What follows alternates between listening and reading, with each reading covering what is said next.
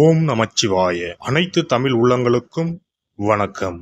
தமிழ் மாதங்களில் ஆவணி மாதம் 5ஆம் மாதமாக வருகின்றது. கேரளத்தில் இதுவே முதல் மாதமாகவும் சிம்ம மாதமாகவும் உள்ளது. திருவோண நட்சத்திரத்தில் பௌர்ணமி நாள் வருவதால் இது சிரவண மாதம் என்றும் சிறப்பிக்கப்படுகிறது. மாதங்களுக்கு எல்லாம் அரசன் என்று இதற்கு பொருள். சிங்க மாதம், வேங்கை மாதம் என்ற பெயர்களும் ஆவணி மாதத்திற்கு உண்டு. தேடி வந்து வழிபட்டால் ஓடி வந்து வினைகள் தீர்க்கும் விநாயகப் பெருமானின் திரு அவதாரம் நிகழ்ந்ததும் இதே ஆவணி மாதத்தில்தான். மாதந்தோறும் விநாயகருக்கு உகந்த சதுர்த்தி தினம் வந்தாலும் இந்த மாதத்தில் அவர் அவதாரம் செய்த சதுர்த்தி மட்டுமே விநாயகர் சதுர்த்தி என்று சிறப்பித்து கொண்டாடப்படுகிறது. நிகழும் ஸ்ரீ மங்களகரமான குரோதி ஆண்டு ஆகஸ்ட் மாதம் 17ஆம் தேதி சனிக்கிழமை அன்று பூராடம் நட்சத்திரத்தில் திரையோதசி திதியில் பிரீத்தி நாமயோகத்தில் கௌளவம் கர்ணத்தில் சித்த யோகத்தில் சனி மகா பிரதோஷம் கூடிய நன்னாளில் இந்த மகத்தான ஆவணி மாதம் பிறக்கிறது. ஆவணி மாத கிரக நிலைகளை பார்க்கும் போது ரிஷப ராசியில் குரு பகவானும் செவ்வாய் பகவானும், கடக ராசியில் புதன் பகவானும், சிம்ம ராசியில் சூரிய பகவானும் சுக்கிர பகவானும் உள்ளனர். கன்னி ராசியில் கேது பகவானின் சஞ்சாரம் உள்ளது.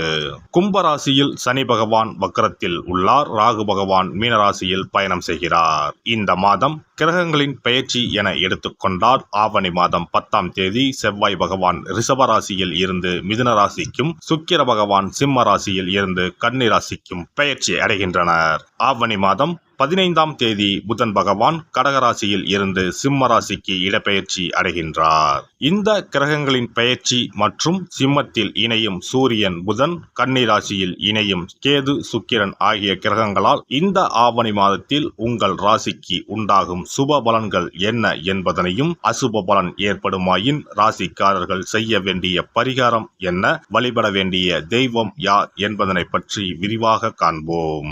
உங்கள் வாழ்வில் வளமும் நலமும் செல்வ செழிப்பும் பெற்று வாழ்வில் உயரிய நிலையை அடைய எல்லாம் வல்ல எம்பெருமானை வேண்டி விரும்பி கேட்டுக்கொள்கிறேன். எந்த ஒரு சூழ்நிலையாக இருந்தாலும் நிதானத்தை இழக்காத மிதுனராசி அன்பர்களே, இந்த மாதம் முக்கிய நபர்களின் உதவிகள் கிடைக்கும்.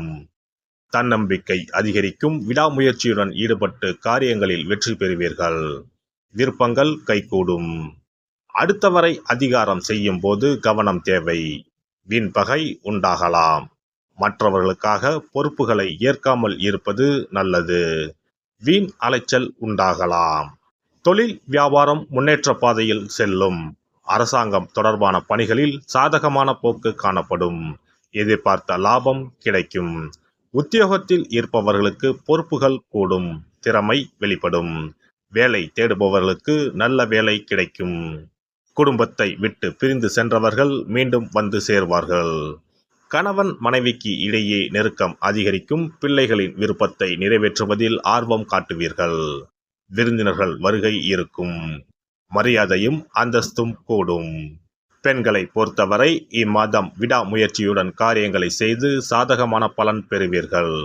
பணவரத்து திருப்தி தரும். கலைத்துறையினருக்கு வாக்கு வன்மையால் எல்லா நன்மைகளும் கிடைக்கப் பெறுவீர்கள். பணவரவு மன திருப்தியை தரும். புதிய நபர்களின் அறிமுகமும் அவர்களது நட்பும் கிடைக்கப் பெறுவீர்கள். எதிலும் முன்னேற்றம் காணப்படும்.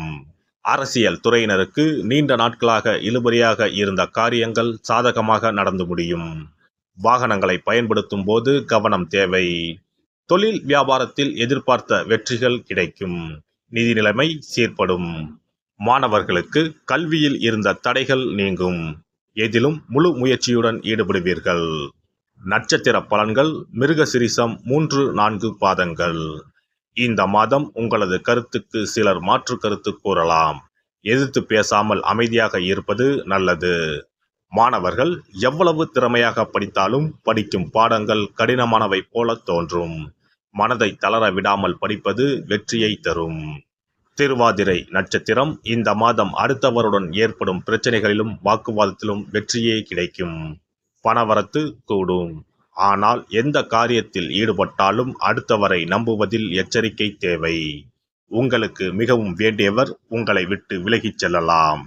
மாற்று மதத்தினரின் உதவிகள் கிடைக்கும். புனர்பூசம் 1-2-3 பாதங்கள். இந்த மாதம் தொழில் வியாபாரத்தில் எதிர்பார்த்த பணவரவு இருக்கும். போட்டிகள் குறையும். புதிய முயற்சிகளில் ஈடுபட தோன்றும். உத்தியோகத்தில் இருப்பவர்கள் செய்யும் பணிகள் திருப்திகரமாக நடந்து முடியும். எதிர்பார்த்த இடமாற்றம் வரலாம். ரங்கநாதரை வணங்கி வர துன்பங்கள் விலகி இன்பங்கள் இல்லம் தேடி வரும். சிறப்பு பரிகாரம்: சொந்த வீடு அமைவதற்கு ஆன்மீக பரிகாரம். சொந்த வீடு கனவு நிறைவேற வேண்டும் என்பதற்காக எத்தனையோ கோவிலுக்கு சென்று எத்தனையோ பூஜை வழிபாடு என செய்தும் ஒன்றும் நடக்கவில்லை என்பவர்கள் வீட்டிலேயே இந்த எளிய பரிகாரத்தை செய்து வந்தால் நல்ல பலன் கிடைக்கும். எளிமையான இந்த 2 பரிகாரங்களை செய்து வந்தால் விரைவில் சொந்த வீடு யோகம் அமையும். அதனால் நம்பிக்கையுடன் இந்த சக்தி வாய்ந்த வழிபாட்டை செய்து வரவும். எவ்வளவுதான் சொத்து பணம் இருந்தாலும் நமக்கென்று ஒரு வீடு இல்லை என்றால் அது மனக்குறையாகவே இருக்கும். சொந்த வீடு வாங்க முடியவில்லையே என்பது பலரின் ஏக்கமாகவும் கனவாகவும் இருந்து வருகிறது. சொந்த வீடு வாங்க வேண்டும், வாங்கிய இடத்தில் விரைவில் வீடு கட்ட வேண்டும், ஏற்கனவே துவங்கியிருந்த வீட்டின் பணிகளை பணப்பற்றாக்குறையால் கட்டி முடிக்க முடியவில்லையே என்ற கவலையில் இருப்பவர்கள் ஏராளம். இப்படிப்பட்டவர்கள் வீட்டிலேயே எளிமையான 2 பரிகாரங்களை தொடர்ந்து செய்து வந்தாலே போதும். சொந்த வீடு வாங்க வேண்டும் என்று நினைப்பவர்கள், அதற்கான முயற்சியில் ஈடுபட்டிருப்பவர்கள் ஒரு சிறிய அகல் விளக்கில் விளக்கெண்ணெய் ஊற்றி தீபம் ஏற்ற வேண்டும். மகா விஷ்ணுவின் அவதாரங்களில் ஒன்றான வாமனரை மனதில் நினைத்து சொந்த வீடு அமைய வேண்டும் என்று பிரார்த்தனை செய்து கொண்டு மாதந்தோறும் வரும் திருவோண நட்சத்திரத்தன்று வீட்டின் அக்னி மூலையான தென்மேற்கு மூலையில் இந்த விளக்கை ஏற்றி வைக்க வேண்டும். அக்னி திசை என்பது மண்ணுக்குரிய திசையாகும். அதாவது அங்காரகன் எனப்படும் செவ்வாய் பகவானுக்கு உரிய திசை இதுவாகும். 3 அடி மண் கேட்டு 3 உலகையும் அளந்தவர் வாமனன். அதனால் அவரை நினைத்து பால் பாயசம் நிவேதனமாக படைத்து வழிபட்டு வந்தால் விரைவில் சொந்த வீடு யோகம் அமையும். மற்றொரு பரிகாரமாக வீட்டில் பயன்படுத்தும் காமாட்சி விளக்கு அல்லது கஜலட்சுமி விளக்கு அல்லது வழக்கமாக பயன்படுத்தும் ஏதாவது ஒரு விளக்கை எடுத்துக்கொள்ளுங்கள். விளக்கை சுத்தம் செய்து மஞ்சள் குங்குமம் வைத்து வாசனை மிகுந்த வெள்ளை நிற பூக்கள் சாற்றுங்கள். பிறகு 5 ரூபாய் நாணயத்தை விளக்கிற்குள் போட்டு நெய் அல்லது எண்ணெய் ஊற்றுங்கள். ஒரு சிறிய தட்டின் மத்தியில் மஞ்சள் குங்கும பொட்டு வைத்து அதன் மீது 5 ரூபாய் நாணயத்தை வைத்து நாம் ஏற்கனவே தயார் செய்த விளக்கை இதில் வைத்து விளக்கினை ஏற்ற வேண்டும். தினமும் காலையில் 6 மணி முதல் 7 மணிக்குள் இந்த விளக்கை ஏற்றி வந்தால் விரைவில் வீடு கட்டுவீர்கள். 5 ரூபாய் நாணயம் என்பது குபேரனுக்கு உரியதாகும். இதை விளக்கில் போட்டு ஏற்றுவதால் வீடு கட்டுவதற்கான அல்லது வீடு வாங்குவதற்கான பணம் ஏதாவது ஒரு வழியில் உங்களுக்கு கிடைக்கும். காலை 6 மணி முதல் 7 மணி வரையிலான நேரம் என்பது ஞாயிற்றுக்கிழமையில் சூரியன், திங்கள் கிழமையில் சந்திரன், செவ்வாய்க்கிழமையில் செவ்வாய், புதன் கிழமையில் புதன், வியாழக்கிழமையில் குரு, வெள்ளிக்கிழமையில் சுக்கிரன், சனிக்கிழமையில் சனி என நவக்கிரகங்களில் பாவ கிரகங்களான ராகு கேதுவை தவிர்த்து மற்ற 7 கிரகங்களையும் குறிக்கும் ஹோரை நேரமாகும். இந்த நேரத்தில் விளக்கு ஏற்றுவதால் நவக்கிரகங்களின் அருள் கிடைத்து பூமி யோகம் உண்டாகும்.